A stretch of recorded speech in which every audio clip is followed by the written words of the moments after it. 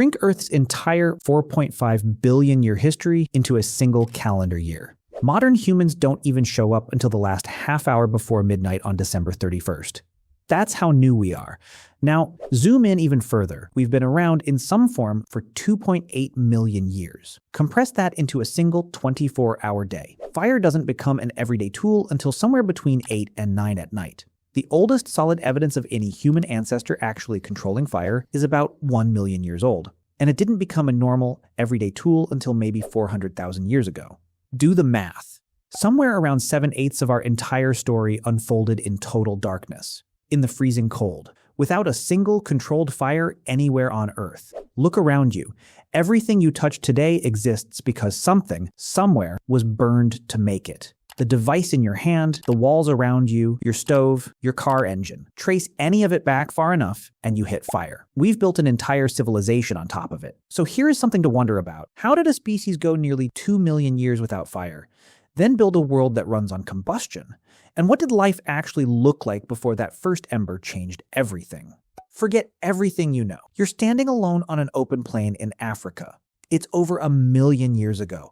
Before fire, before weapons, before a single word has ever been spoken. The sun is dropping lower, the temperature is falling with it, and so are your odds of surviving the night. You are mostly hairless, you have no clothes, no campfire waiting back at camp. There isn't even a camp. As the last light disappears, the entire world changes. Lions begin to hunt, hyenas roam in packs, leopards move silently through the darkness. You can't see any of them. They can see you. You're on their menu. Every rustle in the grass could just be the wind, or it could be something that hasn't eaten today. There is no fire to push the darkness back, no circle of safety, no place that truly belongs to you. The night belongs to everything else. For millions of years, every human ancestor simply endured this. Night was not a time for rest. It was a time for survival. You just stood in the pitch black, waiting for the sun to fix a problem it caused in the first place. So, if nobody knew how to make fire, how do we know when this nightmare ended? Archaeology is essentially forensic detective work at a million-year-old crime scene. Wood rots. Ash blows away. Most evidence simply vanishes. But every now and then, nature forgets to clean up. In 2012, archaeologist Francesco Berna and his team examined the sediment inside Wonderwork Cave in South Africa. About 1 million years down in the dirt, they found something impossible: burned bone and calcified ash. But they didn't find it near the entrance.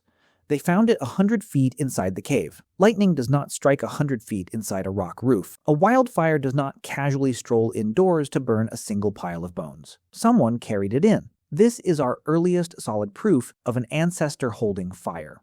But holding an ember is very different from keeping one alive. There is a massive catch. You have fire. You scavenged it from a lightning strike or a brush fire. You brought it back to camp. It is the single most valuable object your entire group owns. But you do not know how to make it. You only know how to hold it. If this fire goes out, it is gone. You might have to wait years for the next dry thunderstorm. Your entire group's survival now hinges on a glowing stick. You have to feed it. You have to shelter it from the rain. When you move camp, someone has to carry the ember. Usually wrapped in smoldering fungus or a hollowed-out horn, someone becomes the world's first full-time fire attendant. If they fall asleep at the wrong moment, the fire dies, and your whole tribe spends the next few years eating raw tubers in the freezing dark. Babysitting a clump of hot dirt suddenly becomes the single most critical task in human history. Fire isn't a technology yet. It's almost a living companion, fragile, demanding, and absolutely irreplaceable. And here is where we usually misunderstand our own history. We think the deal was simple. You feed the fire, and the fire acts as a shield. It keeps the frost off. It keeps the monsters out. End of story. It wasn't. Fire's biggest impact had almost nothing to do with surviving the night. It did two things that completely changed the course of human history. First, it broke the dictatorship of the sun. Before fire, your biology was tethered to the rotation of the earth. When the sun went down, your brain flooded with melatonin. You shut down. You had no choice. But a campfire hacked that system. It provided just enough light to trick your retina. It artificially stretched the day. For the first time in history, humans had hours where they were awake, but couldn't hunt, gather, or travel. In 2012, anthropologist John Gowlett published research on what he called the human extended day. He explored what those extra hours around the fire actually did to the human brain. By adding just 3 to 4 hours of light, early humans were suddenly trapped in a small, illuminated circle. They had time that wasn't dedicated purely to staying alive. They couldn't see the horizon anymore. They could only see the faces of the people sitting across the fire. Firelight forced humans to socialize in close quarters. It demanded interaction, an absolute nightmare for early introverts, but it drove the evolution of complex language. It was the first school passing knowledge across generations. It took the human mind off the food chain and gave it room to breathe. But that was only the first transformation. The second ran even deeper. It changed the human body itself. Before fire, you chewed. A lot. An ape eating raw food spends up to 6 hours a day just chewing. Raw roots and tough meat take immense physical energy to break down.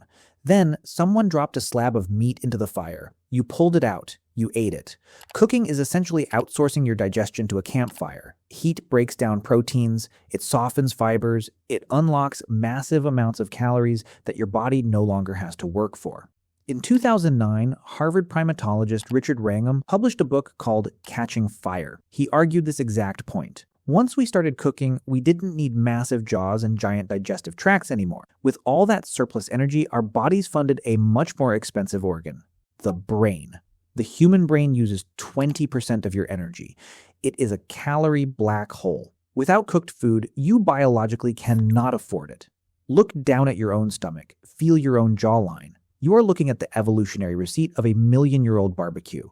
Someone cooked dinner, and evolution quietly took notes. But for hundreds of thousands of years, humanity had a fatal design flaw. We had outsourced our digestion to the flames. We had outsourced our safety to the hearth.